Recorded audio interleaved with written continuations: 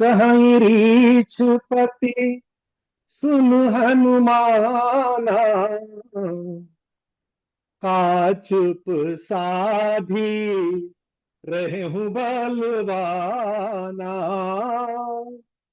पवन तनय बल पवन समाना, बुद्धि विवेक विज्ञान निधाना। कवन सो काज कठिन जग माही, जो नहीं होई तात तुम पाही। राम काज लगी सब अवतारा, सुनत ही भयऊ पर्वताकारा।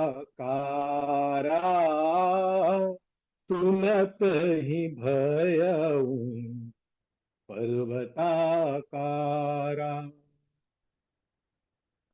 यह किष्किंधा कांड के जो अंतिम कुछ चौपाइयों में से एक है, और इन्हीं पंक्तियों के माध्यम से जामवंत जी है हनुमान जी को उनकी शक्ति का भान कराते हैं कि हनुमान जी आप कौन हो।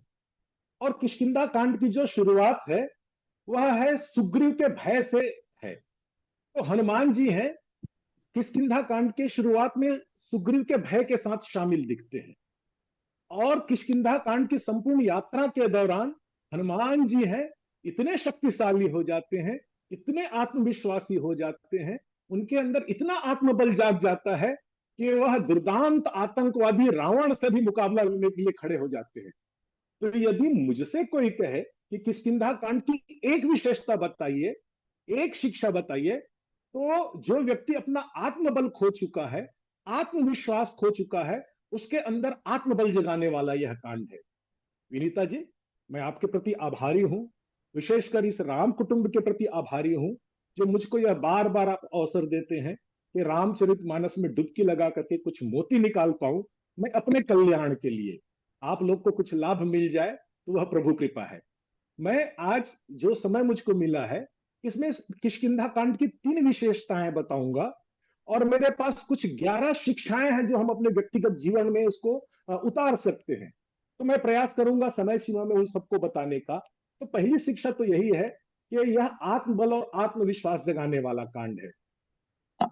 दूसरा है, यह यह जिस हनुमान जी से हमारा परिचय है, यह हनुमान जी का परिचय कराने वाला कांड है। जो हनुमान जी मैं जैसे कहा कि सुग्रीव के भय में शामिल थे, वह रावण से मुकाबला लेने के लिए उनके अंदर हौसला आ जाता है। हनुमान जी के जीवन में लक्ष्य निर्धारित करता है यह कांड, उन्हें अतुलित बलधाम और ज्ञानी नाम अग्रगण्य बनाता है। किष्किंधा कांड से पहले हनुमान जी अतुलित बलधाम नहीं थे, हनुमान जी ज्ञानी नाम अग्रगण्य नहीं थे। यही उनकी प्रस्थान बिंदु है। उनके अंदर एक व्यक्तित्व निर्माण की प्रक्रिया शुरू होती है। यदि राम जी से मिलने से पहले, या मैं कहूं किष्किंधा कांड से के शुरुआत के हनुमान जी हैं, और किष्किंधा कांड के अंतिम तक आते जो हनुमान जी का जो व्यक्तित्व का निर्माण होता है, व्यक्तित्व का जो विशाल पक्ष आप सामने देखते हैं, वह अद्भुत है। हनुमान जी के भीतर व्यक्तित्व निर्माण की प्रक्रिया के साथ साथ हनुमान जी इतने विराट हो जाते हैं कि एक निराश्रित सुग्रीव के सिपाही से यात्रा करते हुए वह श्री राम के परख से परम सेवक बनने की पात्रता अर्जित कर लेते हैं। इसी कांड के दौरान वह स्वयं की दुर्बलताओं पर विजय पाते हैं। जो ईश्वर को पहचानने के लिए उनको रूप बदलना पड़ता है, विप्र रूप धरि कपित गए हूं, वह हनुमान जी है, वह राम को अपने हृदय में समाहित करने की क्षमता अपने अंदर ले आते हैं। अद्भुत कांड है यह। ऐसे उत्साह की यात्रा इस कांड के दौरान लोग करते हैं। यदि इस कांड की शुरुआत देखेंगे तो अति सभीत कह सुन हनुमाना, सुग्रीव है भागते हुए ऋषिमुख पर्वत से हनुमान जी को खोजते आते हैं कि हनुमान तुम कहाँ हो। हनुमान जी बोलते हैं स्वामी कहिए क्या है, मैं तो यही हूं। देखते हैं हनुमान सुग्रीव कांप रहे हैं। पुरुष जुगल बल रूप निधाना, तुम देखो हनुमान, वो दो दो पुरुष आ रहे हैं इसकी हमारे हमारे ओर। हनुमान जी बोलते तो इसमें इसमें भय की क्या बात है। बोले तुम जानते नहीं हो, पठे बाली हो ही मन मैला। ये बाली है ना, वो मन का मैला है, हो सकता है ये हमारी और इन दोनों कुमारों को भेज रहा हो। हनुमान जी बोलते फिर। बोले तुम जाओ पता करके आओ ये कौन है, ये इनके इनके बारे में जानकारी लेकर के आओ। तो हनुमान जी बोलते फिर क्या होगा। बोले वो भागो तुरंत तजाओ यह सैला, मैं इस पर्वत को छोड़ करके भाग जाऊंगा। इतना डरा हुआ है सुग्रीव, इतना डरा हुआ है सुग्रीव, और हनुमान जी उनके भय में शामिल है। लेकिन किष्किंधा कांड के अंतिम आते आते आते आते हनुमान जी हैं वह खड़ा हो जाते हैं सारी सेनाओं के सामने। अंगद जिस सेना के सेनापति हैं, जो सेना, या सेना ना कहूं, एक टुकड़ी ही कहूं, जो सीता के अन्वेषण के लिए दक्षिण दिशा की ओर जा रहे हैं, उसमें हनुमान जी शामिल हैं। और वहां हनुमान जी खड़ा होकर के कहते हैं कि सहित सहाय रावण ही मारी, आनहु यहाँ त्रिकूट उपारी, जामवंत मैं पूछो तो ही, और उचित सिखावन देव मोही। जो सुग्रीव के भय को दूर नहीं कर पाते हनुमान जी, वह रावण से भिड़ने को तैयार हो जाते हैं। और जामवंत से कहते हैं कि जामवंत बताओ, अब तो मेरे अंदर इतनी क्षमता है कि मैं रावण को उनके कुटुंब सहित मार करके ये त्रिकूट पर्वत को उठा करके आपके सामने ला करके रख सकता हूं। बताइए मुझको क्या करना है। तो यह भय से उत्साह की यात्रा जीवन में यदि आपको करना है तो किष्किंधा कांड में अनेक सूत्र छुपे हुए हैं। यह बहुत छोटा कांड है, रामचरितमानस का सबसे छोटा कांड है, जिसमें मुश्किल 30 दोहे हैं। इसमें इतने सारे सूत्र हैं, अपने समस्याओं का समाधान प्राप्त कर सकते हैं इससे। हर मनुष्य के जीवन में कुछ न कुछ समस्या है। यदि किष्किंधा कांड में देखेंगे तो राम के जीवन में भी समस्या है, सीता का हरण हो गया है। सुग्रीव के जीवन में भी समस्या है, वह निराश्री जीवन जी रहे हैं। हनुमान जी के जीवन में भी समस्या है कि जीवन का कोई लक्ष्य नहीं है उनके पास। अंगद के जीवन में भी समस्या है कि राम ने विश्वास करके उनको टुकड़ी का नायक बना दिया है, लेकिन वह इतना बलशाली नहीं है कि वह सागर को पार कर ले। जामवंत के जीवन में समस्या है कि वह बूढ़ा हो गया है, वह अपने दल को अब आह्वान नहीं कर सकता। हर व्यक्ति समस्या में है, लेकिन इसी कांड के दौरान हर व्यक्ति को आशा की किरण दिखाई देती है कि हर व्यक्ति अपनी समस्याओं को, अपने संघर्षों का समाधान प्राप्त कर सकते हैं। वस्तुतः हर समस्या के समाधान है, यह किष्किंधा कांड बताता है हमें। वस्तुतः जब हम समस्याओं के साथ जो समाधान जुड़ा है उसको नहीं देख पाते हैं, यही संघर्ष है। यह भी शिक्षा हम किष्किंधा कांड से ले सकते हैं। किष्किंधा कांड है वह हमें निडर बनाने की शिक्षा प्रदान करता है। आप हंसेंगे, जब व्यक्ति भयभीत होता है तो उससे ईश्वर से भी डर लगता है। सुग्रीव को देखिए, वह राम से डर रहे हैं, ईश्वर उनकी ओर खुद चल करके आ रहे हैं, लेकिन मन में भय है। तो आप अपने माता पिता भाई बंधु, संदेह है, संशय है, इससे किसी को साहस नहीं मिलता है। मन में उत्साह आता है व्यक्ति के अंदर, तो वह रावण से भी दो हाथ करने के लिए तैयार खड़ा हो जाता है। यह संगति का असर को बताने वाला है। जब हनुमान जी हैं सुग्रीव के संगति करते हैं तो वह भयभीत रहते हैं, लेकिन जैसे वह राम के शरण में आते हैं वो अभय हो जाते हैं। आपको तय करना है कि संगति किसकी करनी है। और यदि यदि परिस्थितिवश, समयवश, किसी कालवश यदि किसी व्यक्ति के साथ परिस्थिति में है तो उनके गुण और दोष का हमारे जीवन में क्या प्रभाव पड़े, यह भी आप तय कर सकते हैं। सत्य की पक्षधरता है उसका यह वकालत करता है यह कांड। श्री राम जी न्यायप्रिय है। मेरी एक कविता है जिसमें राम जी कहते हैं, मैं बाली से कर लूं संधि, लोगों ने था टोका मुझको, और रावण का वध करके बाली सीता लौटा देता मुझको। राम जी की ओर क्यों जाते हैं? क्योंकि उनको माता कैकेयी है, वह मार्गदर्शन करती है कि आप सुग्रीव के पास जाइए और सीता जी को खोजने का कुछ ना कुछ वहां से आपको मार्ग प्रशस्त हो जाएगा। राम जी चाहते तो बाली से मित्रता कर सकते थे। बाली है वह रावण को पराजित किया हुआ है। बाली खोज करके, और बाली के भय से रावण खुद ही सीता को वापस कर देता। लेकिन राम है सत्य और न्याय के पक्षधर थे। राम जी जानते हैं कि अन्याय का पक्ष लेना, अन्याय का महिमा मंडन करना है, अन्याय में शामिल होना है। तो वह हनुमान जी और सुग्रीव से मित्रता करते हैं। और वही हनुमान जी यहां पर अपना चरित्र बताते हैं। हनुमान जी चाहते तो बाली के मंत्रिमंडल में मंत्री बन सकते थे, वह इतने बाली के प्रिय थे।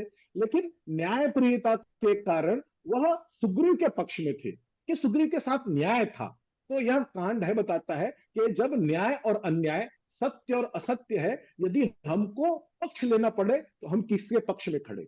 लेकिन साथ में आगाह भी करता है यह कांड कि सत्य के साथ तो हम रहते हैं, हम न्याय के साथ तो रहते हैं, लेकिन हम तटस्थ हो जाते हैं। हम न्याय के लिए बोल नहीं पाते हैं, न्याय के लिए मुखर नहीं हो पाते हैं। हनुमान जी की भी स्थिति यही थी।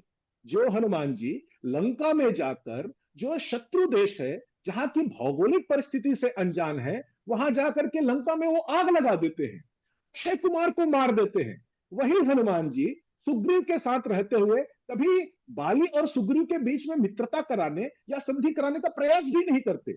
वह सत्य के कारण, वह धर्म के कारण, न्याय के कारण सुग्रीव के साथ तो थे, लेकिन तटस्थ थे। सुग्रीव की समस्याओं का उनसे उनको कोई फर्क नहीं पड़ता। जो हनुमान जी संकट मोचन के नाम पर आज भी जाने जाते हैं, वह हनुमान जी कभी सुग्रीव के संकट हरते हुए दिखते नहीं है। तो ये तटस्थ व्यवहार है। और तब तक हनुमान जी है वह राम से दूर थे। जैसे ही हनुमान जी के जीवन में राम आते हैं, हनुमान जी हैं सत्य के प्रति मुखर हो जाते हैं, धर्म के प्रति मुखर हो जाते हैं। तो आप यदि सत्य से तटस्थ हैं, धर्म से तटस्थ हैं, न्याय से तटस्थ हैं, तो यह लक्षण है कि आप राम से दूर हैं या राम आपसे दूर हैं। यह कांड है, यह बहुत सुंदर संकेत देता है। सत्य की राह का महत्व है, यह भी हम सबको इस कांड के माध्यम से सीखना चाहिए। बाली को आप सब जानते हैं कि वरदान मिला था। बाली को था वरदान मिला, वह हरदम छल कर लेता था और समरांगण में शत्रु का आधा पल बल में हर लेता था। पर राम जी कहते हैं कि मैं निश्चिंत अटल था सबक सिखाने उस व्यभिचारी को, और आधा से आधा बल मेरा पर्याप्त है अत्याचारी को। आप कितने शक्ति संपन्न हो, कितना बड़ा वरदान आपके साथ है, कितनी संपत्ति है, कोई भी यश आपके साथ है, यदि आप अधर्म में हो, असत्य में हो, तो आपका पतन निश्चित है, आपका पतन निश्चित है। यह कांड है बाली के माध्यम से आपको यह बताता है। आप दूसरों के अधिकार को हनन करते हैं तो अधर्मी कहलाते हैं। यह भी किष्किंधा कांड हमको संकेत देता है कि बाली का सुग्रीव के प्रति व्यवहार है वह न्याय संगत था, क्योंकि सुग्रीव ने जो काम किया था बाली के प्रति, तो बाली के मन में सुग्रीव के प्रति क्रोध आना वह स्वाभाविक है। मेरे पास समय कम है, मैं संपूर्ण कहानी नहीं बताऊंगा। आप जानते हैं कि सुग्रीव ने बाली के साथ जो व्यवहार किया, मैं भी रहता तो मेरे अंदर क्रोध आता। लेकिन दूसरों के अधिकारों का हनन करने वाला व्यक्ति है, वह वह वह स्वयं के अधिकार के प्रति ज्यादा सजग हो जाता है। बाली है सुग्रीव के साथ, सुग्रीव को दंड दे सकता था, लेकिन बाली क्या करता है, बाली है उनकी पत्नी रूमा को अपने रनिवास में लेकर के आ जाता है, अपनी पुत्री के समान जो कन्या है उसके साथ व्यभिचार की दृष्टि रखता है, और यही बाली के पतन का कारण बनता है। लेकिन आपको जान करके आश्चर्य होगा, वह अधर्मी व्यक्ति है, धर्म की बात करता है राम से। धर्म हेतु अवतरो गोसाई, मारे मोहि व्याध की नाई, और मैं बैरी सुग्रीव प्यारा, अवगुण कवन नाथ मोहि मारा। तो जीवन में जो अधर्मी व्यक्ति है वह धर्म की दुहाई देते हैं, असत्यवादी व्यक्ति है वह चाहते हैं कि हर व्यक्ति उनके साथ सत्य का व्यवहार करे। जो व्यक्ति है जो दूसरों को हमेशा पतन का कारण बनते हैं, वह चाहते हैं कि हर व्यक्ति है मेरे जीवन में विकास की गाथा लेकर के आए। असंभव है यह, असंभव है यह। बाली का जो चरित्र है वह हमको यह शिक्षा देता है किष्किंधा कांड के माध्यम से कि यदि आप धर्म के मार्ग पर नहीं है, तो ईश्वर भी है आपको अपने स्वभाव के विपरीत छुप कर आप पर वार करेंगे, आपका वध करेंगे, आपका कोई भी रक्षा नहीं कर सकता। आप गुण दर्शन का भी शिक्षा इस किष्किंधा कांड से ले सकते हैं। बाली है वह मृत्यु सैया पर है, राम उस पर वार करते हैं, बाली शिकायत भी करते हैं कि जैसे कहा ना कि भाई आप अधर्मी की तरह मुझ पर क्यों वार किए हैं, आप तो धर्म के ध्वजा के वाहक हैं राम जी। लेकिन जब समाधान हो जाता है तो बाली उनके अंदर ईश्वर का दर्शन करते हैं, और ईश्वर के दर्शन करने के साथ साथ बाली है एक महत्वपूर्ण काम करते हैं। राम जी उनसे कहते हैं कि बाली, यदि तुमको अपनी जो गलती का पश्चाताप हो गया होगा, तो मैं जो ये वाण तुम पर संहार किया हूं इसको वापस ले सकता हूं, चल करो तनु राखो प्राणा। लेकिन बाली बहुत समझदार व्यक्ति था, वह कहता है कि बाली कहा सुन कृपा निधाना, जन्म जन्म मुनि जतन कराही, अंतराम कहीं आवत नाही, और मम लोचन गोचर सोई आवा, बहुरी प्रभु अस बनई बनावा। अरे मृत्यु के समय में आप मेरे समक्ष खड़े हुए हैं, यह संयोग पुनः नहीं होगा। लेकिन दो वरदान मांगते हैं बाली, और यहां से हमको एक शिक्षा मिलती है कि बच्चों की परवरिश हमको कैसे करना चाहिए। बाली दो वरदान मांगते हैं श्री राम से। वह कहते हैं कि अब नाथ करुणा कर बिलो के हूं, देहु जो बर मांगी हो, चाहे जन्म जन्मों कर्म बस, हाँ राम पद अनुरागी हो। चाहे जो भी मेरा जो कर्म है, उससे जो भी योनि मिले, जो भी जन्म मिले, मैं आपके चरणों में प्रेम हो जाए मेरा। ये बाली पहला वरदान मांगते हैं राम से। और जो दूसरा वरदान मांगते हैं वह बहुत महत्वपूर्ण है हम सब के लिए। बाली है वह श्री राम के सामने हाथ जोड़ करके कहते हैं कि यह तनय मम सम विनय बल, कल्याण प्रदप भूलीजिए, और गहिबाह सुर नर नाह आपन दास अंगद कीजिए। मृत्यु के सैया में लेटे हुए बाली है, अपनी नई पीढ़ी के हाथ को पकड़ के राम के हाथ में पकड़ा देते हैं। राम से कहते हैं इनको शरण में ले लो, नहीं कहते। राम से ये नहीं कहते कि अंगद को स्वीकार कर लो, बोले गही बाह सुर नरना, जंगल का हाथ पकड़ लीजिए नाथ। तो हमारे जीवन में भी बहुत लोग हैं जिनसे जिनसे हमारे विचार नहीं मिलते। परिवार में ऐसे लोग हैं जिनसे जिनसे उठना बैठना मेरा नहीं हो पाता है। लेकिन यदि आपको लगे कि आपके बच्चों की परवरिश में उनका सानिध्य, उनका सहयोग, उनके मार्गदर्शन की आवश्यकता हो, तो अपने सारे ये वैमनस्य है, सारा अहम अभिमान है, किनारे रख दीजिए और ऐसे लोगों को अपने बच्चों का मार्गदर्शक बना दीजिए। साथ ही किष्किंधा कांड यह भी हमको शिक्षा देता है कि दूसरों के विश्वास पर कितना खरा उतरना है। श्री राम है बाली के पाप व्यभिचार जैसे दुर्गुणों से अप्रभावित होकर अंगद से प्रेम में व्यवहार रखते हैं। श्री राम है अपने पूरे सेना में सबसे अधिक किसी से प्रेम करते थे तो वो अंगद से प्रेम करते थे। और इसका प्रमाण भी है, जब शांति दूत बना करके युद्ध से पहले लंका में रावण के दरबार में किसी को भेजा जाना था, तो वहां पर सबसे अनुभवी जामवंत थे, सबसे बलशाली सुग्रीव थे, लक्ष्मण थे, हनुमान जी थे, जिनको उसी दरबार में जा करके आतंक फैला करके वापस आने का अनुभव था। लेकिन हनुमान जी अंगद पर विश्वास दिलाते हैं, अंगद पर विश्वास दिखाते हैं। राम जी अंगद पर ना केवल विश्वास दिखाते हैं कि अंगद को इतना इंपावर करते हैं कि वह राम जी के बिहाफ में डिसीजन ले सके। लीडरशिप क्या है यह भी आप सीख सकते हैं। और अंगद है उसी इंपावरमेंट का उपयोग करके रावण के दरबार में जा करके पैर रोक देता है, कहते हैं कि रावण आ जाओ, यदि तुम्हारे सभा में किसी में भी हिम्मत है तो मेरा पैर 1 इंच सरका करके दिखा दो। मैं कसम खाता हूं, मैं वादा करता हूं, राम है सीता जी को यही छोड़ करके युद्ध टाल करके चले जाएंगे। ये इंपावरमेंट है, ये इंपावरमेंट है। राम अंगद को इतना सशक्त बनाते हैं। तो दूसरों के विश्वास पर कैसे खरा उतरना है यह भी आप सीखिए। यदि कोई व्यक्ति है अपनी सीमा से बाहर आकर अपने स्वभाव के विपरीत अपने अभिमान को त्याग कर आपके चरण में आता है, आपसे कुछ मार्गदर्शन चाहता है, आपसे सहयोग चाहता है, तो आप उसके जीवन में कैसे व्यवहार करें यह भी हम इस कांड से सीख सकते हैं। 10वां जो शिक्षा है वह और महत्वपूर्ण है। जीव और ईश्वर में मैत्री की संभावना है, वह इस कांड के माध्यम से आप अपने जीवन में अर्जित कर सकते हैं। श्री राम ईश्वर है और सुग्रीव जीव है, यह दोनों में मित्रता होती है।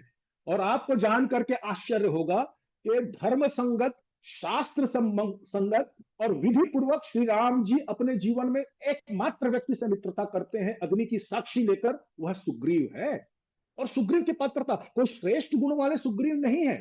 सुग्रीव को यदि उनके गुणों के देखेंगे, उनके व्यक्तित्व को देखेंगे, कोई ज्यादा श्रेष्ठता नहीं दिखती है। कभी कभी तो मुझको आप लोग सुग्रीव से ज्यादा श्रेष्ठ लगते हैं।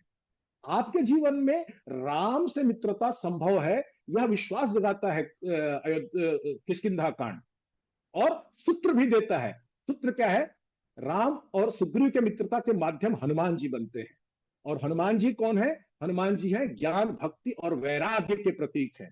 तो जब हम अपने जीवन में काम और अभिमान रूपी बाली का त्याग करके ज्ञान, भक्ति और वैराग्य का आश्रय लेते हैं, तब हमारे जीवन में राम की मित्रता होती है, राम से मित्रता होती है। और यह सूत्र है, एकमात्र सूत्र किष्किंधा कांड से आप ले लेंगे तो आप आपके जीवन की सारी समस्या है वह उनका समाधान है, वह स्वयं ही श्री राम जी की कृपा से होना शुरू हो जाएगा। अंतिम है वह और महत्वपूर्ण है आज के समाज, परिवार और देश के लिए। जिस घर और जिस परिवार और जिस समाज में युवा शक्ति पर विश्वास और बुजुर्गों के अनुभव का सम्मान हो, वह किसी भी कठिन चुनौतियों से लड़ने के लिए, सफलतापूर्वक सामना करने के लिए तैयार हो जाता है। जामवंत है, वह बुजुर्ग है, उनके पास अनुभव है। और हनुमान जी है वह युवा है, उनके पास शक्ति है। इन दोनों का सामंजस्य है, वह किष्किंधा कांड की पूर्णा होती है। और वहीं से श्री राम जी के जीवन की भी समस्या है, संघर्ष है, उसका समाधान का रास्ता खुलता है। तो यदि राम ईश्वर के जीवन में आए हुए समस्या और संघर्ष का समाधान का रास्ता है, वह बुजुर्ग के अनुभव और युवा के शक्ति के सामंजस्य से हो सकता है, तो हमारे घर परिवार समाज में मुझको नहीं लगता कोई बड़ी समस्या है। तो ऐसे 11 शिक्षा मैंने आपके सामने किष्किंधा कांड के रखे। समय का अभाव है, और बहुत कुछ मेरे मन में है कहने के लिए। फिर कभी अवसर मिलेगा तो आपसे कहूंगा। मैं चाहूंगा आप भी इस दृष्टि से सुंदरकांड को पढ़िए। मैं हमेशा कहता हूं कि राम को जानने के लिए नहीं, हनुमान जी को जानने के लिए नहीं, स्वयं को जानने के लिए यदि हम रामायण पढ़ना शुरू करेंगे तो रामायण के अंदर बहुत सारे सूत्र बैठ छिपे हुए हैं। सोचना है हम स्वयं इस चित्र में अंकित कहाँ है, रामायण के पात्रों और प्रसंगों में मैं कहां पर बैठता हूं, यह खोजने का जो प्रयास है, यह जो अंतर्दृष्टि है, वही रामायण की सफलता है और वही हमारे जीवन में जो स्वाध्याय है उसका महत्व है। मुझको अवसर देने के लिए पुनः आपके प्रति कृतज्ञता। बहुत बहुत धन्यवाद। बहुत बहुत बहुत सुंदर आदित्य जी। बहुत सुंदर आपने किष्किंधा कांड का सार बताया, और वास्तव में कुछ बिंदु ऐसे थे जो जिस पर बिल्कुल भी नहीं ध्यान जाता था, वो भी आपने बहुत सरलता पूर्वक बताया। कोई भी यहाँ पर कोई भी आदित्य जी से कोई और अपनी जिज्ञासा को पूरी करना चाहता है तो प्लीज उनका बहुत बहुत स्वागत है। टू द पॉइंट एकदम अपनी बात को पूछें। अगर कोई नहीं पूछना चाहता है तो दो बिंदु हम आदित्य जी से जानना चाहेंगे। पहले भी हमने आपसे कहा था कि हमें मैनाक पर्वत के बारे में और ऋष्यमुख पर्वत के बारे में, इन दोनों के बारे में थोड़ा और स्पष्ट कर दीजिए, हमें समय है हमारे पास। मैं आपके प्रश्न के लिए तैयार कर रहा था विनीता जी, फिर मुझको लगा जी मैनाक पर्वत तो सुंदरकांड में पहुंच जाता है, तो मैं अपने आप हाँ। को रोक लिया। तो तो चलिए ऋष्यमुख बता दीजिए, फिर मैं सुंदरकांड में भी तो हम आपको बुलाएंगे ही, तब मैनाक को तब समझेंगे। ऋषिमुख पर्वत है, एक ऐसा पर्वत है जहां पर मुझको ऐसा लगता है कि वह पवित्रता, सत्य और धर्म की अपेक्षा करने वाला पर्वत है। बाली को श्राप था कि वह उस पर्वत में जाने पर उसका यश और आभा मंडल है वह सब समाप्त हो जाएगा। तो मुझको लगता है कि जब जीवन में संकट आए ना, तो ऐसे व्यक्ति और ऐसे आश्रय पर चला जाना चाहिए जहां पर विकार है आपके आसपास ना आए, तो कम से कम विकारों के तरंगों से आप बच सके। तो रामायण के संदर्भ में यदि कहें तो ऋषिमुख पर्वत का हमारे जीवन में ये महत्व है, और सुग्रीव इसीलिए वहां पर सुरक्षित रहता है। तो जब जीवन में संकट आए, बाली जैसे अभिचारी और अहंकार आपको घेरने का प्रयास करे, आपके पतन का कारण बनना चाहे, तो ऐसे संगति पे चले जाइए जहां पर रेडिएशन भी ना पहुंच सके। तो मुझको लगता है कि ऋषिमुख पर्वत का यही महत्व है। जी बहुत बहुत धन्यवाद, आपने बहुत सही बताया। हम देख रहे हैं आज विजया दुबे जी भी यहाँ पर उपस्थित हैं। बहुत बहुत स्वागत है अरे आपका, और बहुत अरे धन्यवाद। नहीं, आज मौका मिला इतने दिन बाद मुझे, मेरी जी मुझे तो बहुत अच्छा लगता है सुनना। जी और आदित्य जी को सुनना, सभी अच्छा बोलते हैं ऐसा नहीं, जी लेकिन जी एक लोभ तो हो ही जाता है ना जी, सुनने का। लोभ तो होता ही है, और ये लोभ सबसे सुंदर लोभ है। ऐसे लोभ और प्रलोभन नहीं, भगवान हमें देता रहे। बहुत अच्छा आपने आयोजन ये करवाया आज, और विनीता जी आप भी इसके लिए बहुत बहुत आपको भी बधाई कि आप इतना बढ़िया मनोरथ लेके इसको बिल्कुल सतत कर रही हैं, और आगे भी इसके लिए जी। ऐसे ही चलता रहे ये। और और कोई कुछ बात करना चाहता आदित्य जी से तो अवश्य बात करें आप। आदित्य जी से एक बात पूछनी है कि आपकी वो जो भरत वाली जो आपने बुक पब्लिश की है, वो मैं कैसे प्राप्त कर सकती हूँ, मुझे चाहिए है। आप अपना एड्रेस मुझको भेज दीजिएगा, मैं भिजवा दूंगा। अरे ठीक है जी। अच्छा विनीता जी, चलिए मैं बहुत बहुत एक एक धन्यवाद। एक प्रश्न मेरे अंदर है, आप सबको सोच विचार के लिए मैं दे रहा हूं। मैं जब कांड को पढ़ रहा था तो एक मेरे मन में बार बार विचार आ रहा था कि राम जी है किष्किंधा कांड के से आगे सिर्फ दो व्यक्ति का वध करते हैं, एक तो बाली का और दूसरा रावण का, है ना। जी लेकिन वह बाली पर छुप करके आक्रमण कर देते हैं और छुप करके वार कर देते हैं। उनके साथ कोई संधि, कोई समझौता, कोई भी शांति दूत नहीं भेजते। जी लेकिन रावण को बार बार समझाने का प्रयास किया जाता है। जबकि जबकि मैं देखूं तो ये अपोजिट व्यवहार होना चाहिए था राम का, क्योंकि बाली से उनका व्यक्तिगत कोई कोई दुश्मनी नहीं थी।